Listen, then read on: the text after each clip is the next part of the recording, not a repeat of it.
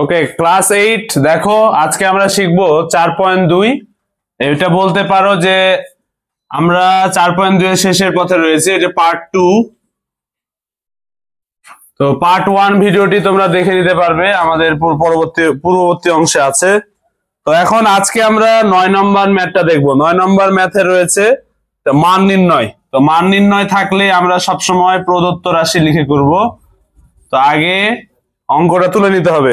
যেমন দেখো 8a³ plus হলো 36a² b plus 54ab² plus 27b³ তো সমস্যা হলো কেউ কথা রাখে না, এখানেও কথা রাখেনি। কি রাখেনি? তোমাদেরকে আমি বলেছিলাম যে সবসময় মান নির্ণয়ের সূত্র এটা হয় বেশিরভাগ, তাই না? যে a+b³ -3ab ইন্টু a+b।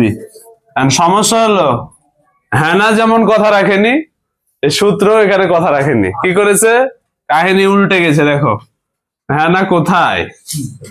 এখানে আমরা হ্যানাকে খুঁজবো, তার সাথে দেখো 8 কে ভাঙবো, 2 কে ভাঙবো, আর এই যে এটাকে ভাঙবো। কেন? এর মধ্যে লুকে রয়েছে a আর b। তাহলে এখানে কোন সূত্রটা হচ্ছে সেটা একটু লিখে দিই। সেটা হলো তোমরা এই যে ঘনের যে সূত্রটা পড়েছিলা, a+b³ সমান a³ plus 3a² b plus 3ab² plus b³, এই সূত্রটা। তাহলে এখানে দেখো a³ আর b³ পেয়ে গেছো, কিন্তু অর্থাৎ এই দুইটা পেয়ে গেছি, মাঝখানে দুইটা বাকি আছে, তাই না? তাহলে এখন লিখো প্লাস 3a²।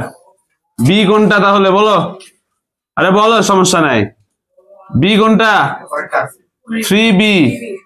তাহলে a³ plus 3a² b plus 3ab²।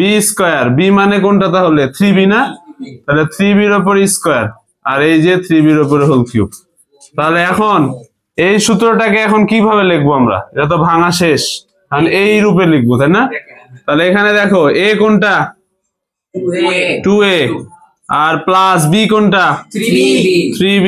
3b এর উপরে হোল কিউব। এখন কি করো? দ্বিতীয় বন্ধনী দিব। কেন দিব? কারণ এখানে a এর মান দেখো মাইনাস আছে, তো মাইনাসকে আসলে এইভাবে ফার্স্ট ব্র্যাকেট দিয়ে ঘিরতে হয়, এর জন্য দ্বিতীয় বন্ধনী দিব। এরপরে প্লাস 3 ইন্টু b এর মান কত? 2। এরপরে দেখো হোল কিউব। তাহলে 3 দুগুণা 6।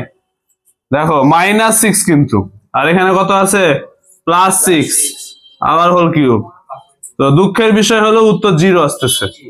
0 উত্তর আসলে একটু বিরক্তই লাগে, এত কিছু করে 0। তাহলে অঙ্কটা তোমরা সবাই তুলে নিতে পারো।